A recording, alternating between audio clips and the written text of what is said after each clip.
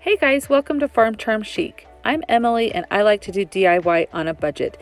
Today I'm doing some fun, easy farmhouse DIYs that are inspired by summer. If you guys are not already subscribed to my channel, I would love if you would support me and go ahead and click that subscribe button, and remember to like if you like what you see. Today is also a collaboration video with the Distressed Princess DIY. I'll explain more about that later in the video, so let's get started. So I have this pack of wood slats from Dollar Tree. I think they come with 6 in a package, plus a couple of wooden boxes and then a couple of just wooden squares. So I'm just going to make a pillar, I guess, or a column, plant stand, whatever you want to call it. But I'm just going to make a rectangular box out of these wooden flat slats. I'm not sure really what you would call them other than that. Anyway, so you can just see I'm using a combination of wood glue to make it for a long-term hold, and then some hot glue to give that short-term hold. And I am just taking a couple of dowels and I cut them into pieces to give a little bit more surface area for the glue to kind of adhere to. And that's just going to make it a little bit more sturdy and hold its shape a little bit more rather than just having the edge glued together. So I'm going to take the box here and I'm going to take the lid off and turn the lid upside down. And I'm going to glue the edge of the box and turn it over. This is kind of going to give us a little bit of architectural element on the pillar. So you can see I'm just going to glue that down. And I'm going to do the same thing on the other box. And then once I get that done, I'm going to take those flat square pieces and I'm going to glue the lid of the box to those. So you can just kind of watch closely what I'm doing here.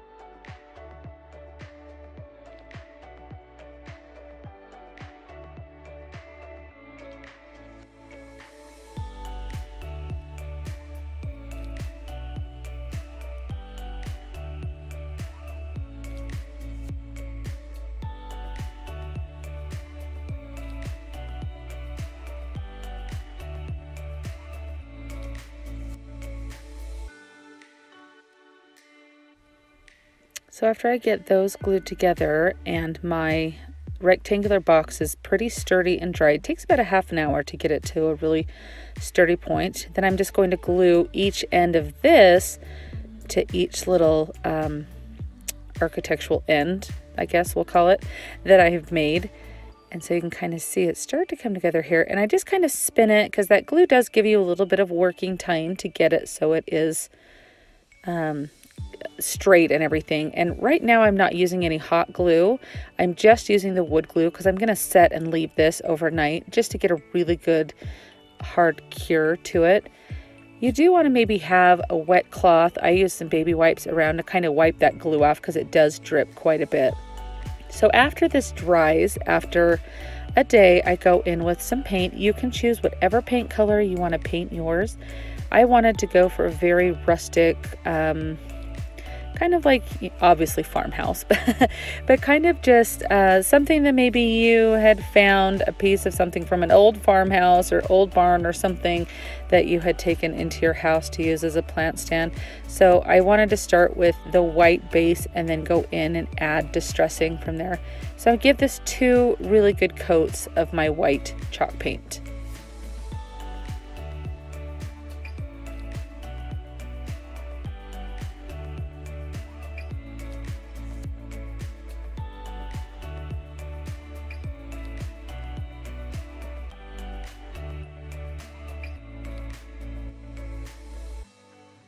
Then I take my emery board and I am just going around every single edge, every single corner, and sanding it really good. I even take each of those corners and give it kind of a more of a round shape to it.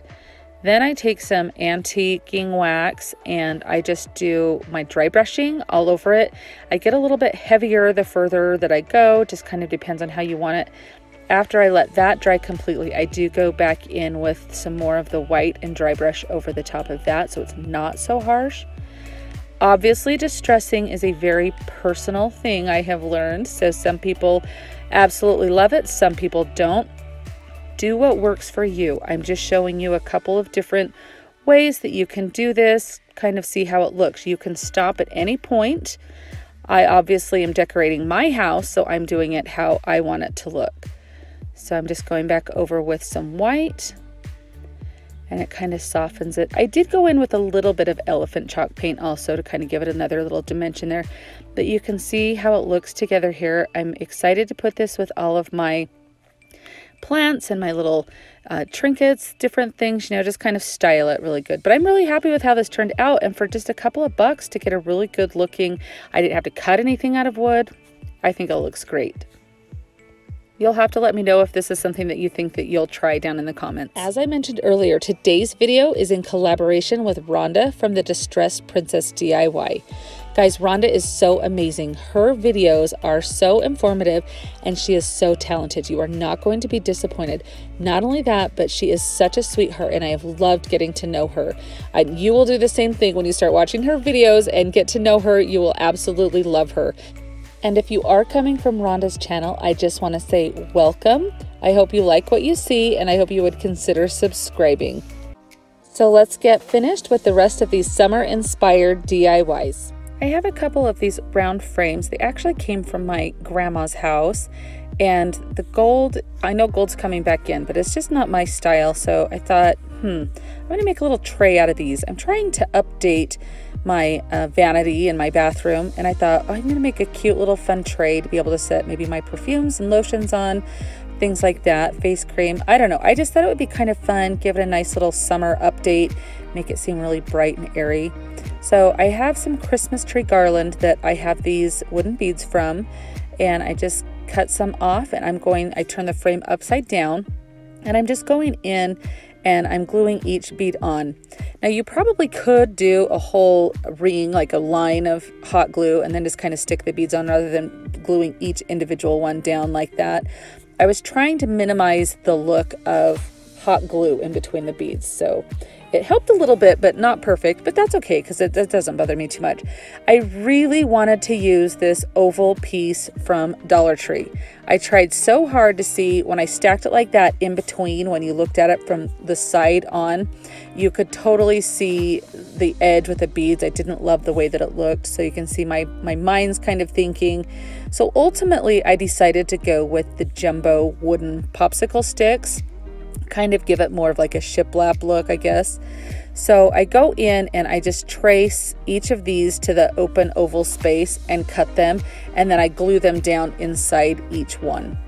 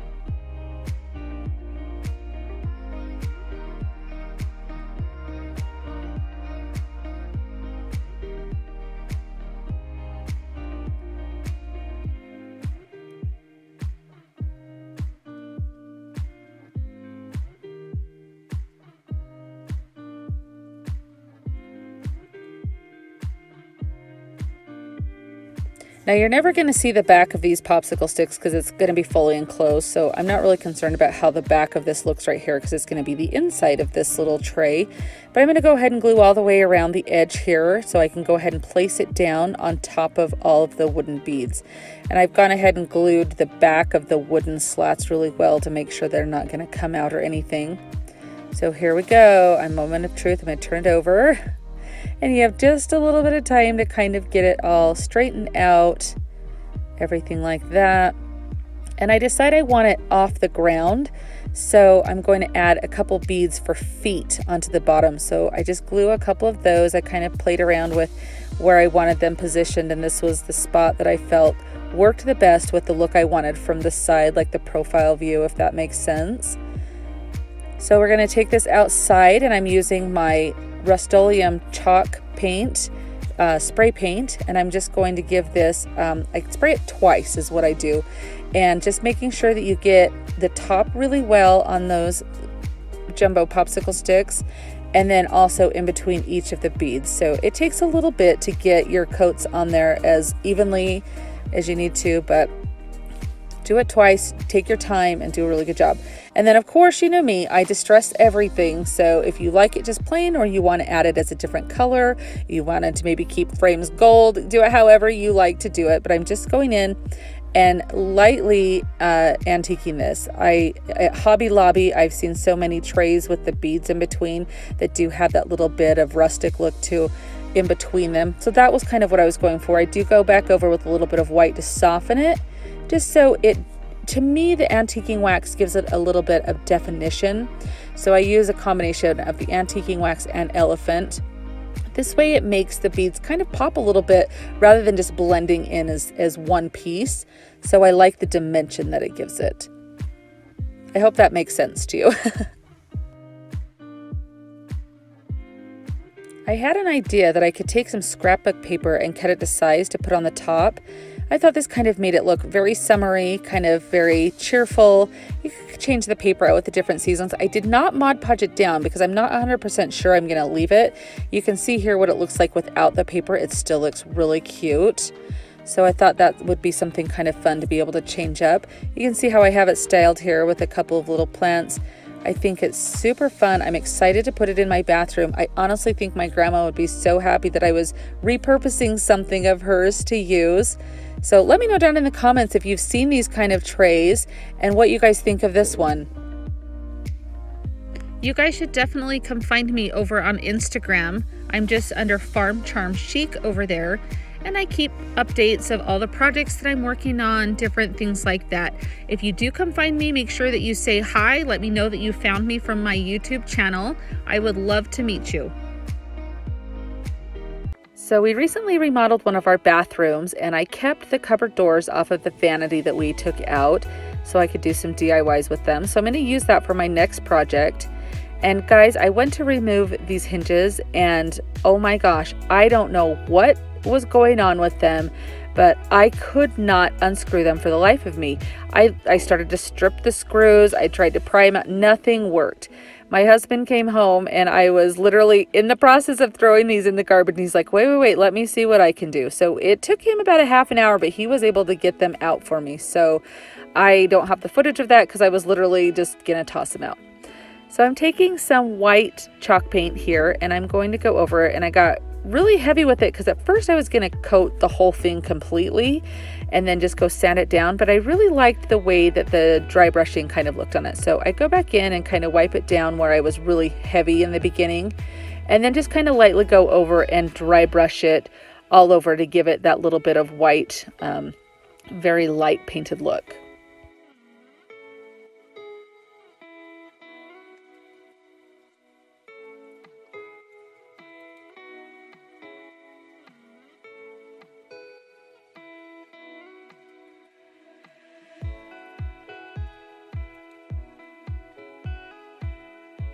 And then I'm going to take my emery board. Guys, I'm really liking using emery boards for my distressing. So it's just a tip. I ordered them off Amazon and they are great. But I'm going to go on all of the raised edges and sand really good. This is going to give it a little bit of definition and texture. So of course, like I said earlier, I know distressing is very personal, so do you what you do you. Let's just put it that way. So I really wanted to lighten this up, and by lighten it up, I mean take the paint off a little bit. I really did want this to look very weathered for what I had in mind to do with it. So I'm going to wipe it down after I go through and make sure all that's off, but I do just go around all those edges really well, and I focus on the corners to make them look really kind of aged and sanded. My kids did a really good job beating these up in our bathroom already, so they were pretty rustic looking already.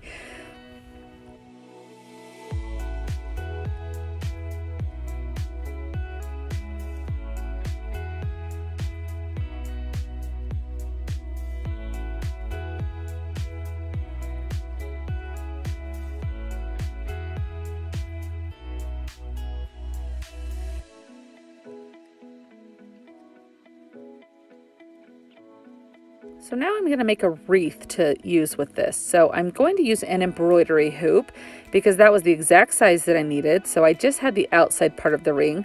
So I hot glued it together. And then I had this, I don't know if it for sure is floral wire, but it was some kind of wire I got at Dollar Tree in their outdoor section for spring. So, and I have a combination of Dollar Tree succulents and succulents that I ordered on Amazon here. So my first couple I wire on really good to give a little bit of stability and give me a surface area to start gluing other pieces on. So after I wire those first couple pieces on, I glue the next one in, and then I go through with, these are from Dollar Tree that I'm using right here, and I trim them up, and I'm just starting to style it. I just want the florals to be on the side of the wreath.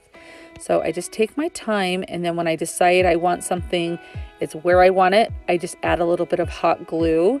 And then on some of the longer pieces that come out that curve around the embroidery hoop, I just make sure to glue those onto the hoop itself so that way they can stay in the shape that I want them.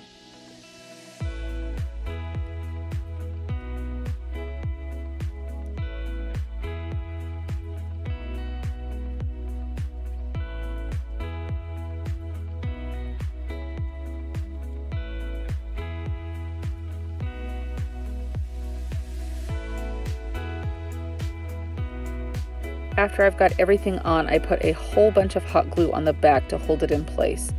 Now I bought this part of a door knob at an antique store, and I thought this was the perfect project for it. So I'm gonna go ahead and just hot glue it on.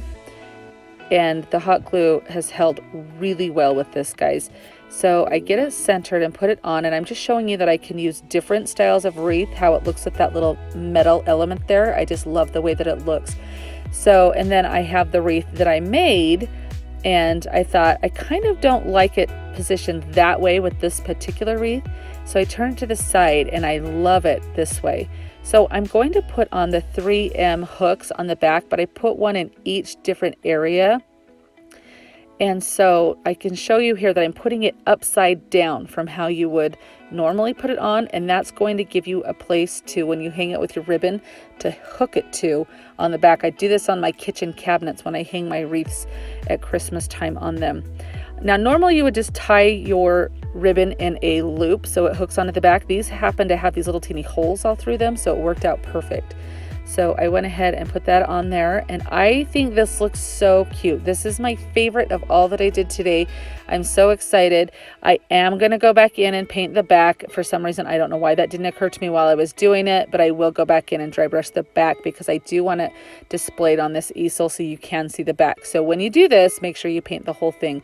But look at how cute all of that distressing looks. I'm so happy with that. You can definitely see the different raised areas of that I sanded to give it that good definition look. I think this wreath is so cute. I did put another 3M thing on the back so I can change the orientation of it and change the wreath out for different seasons as I have this up. So let me know what you guys think of this one. This was my favorite through the whole thing. I absolutely love this. What do you guys think?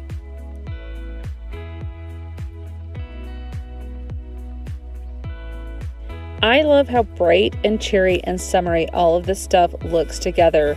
What do you guys think? Do you guys have a favorite one that I did today? If you do, let me know down in the comments. Thanks so much for watching, guys.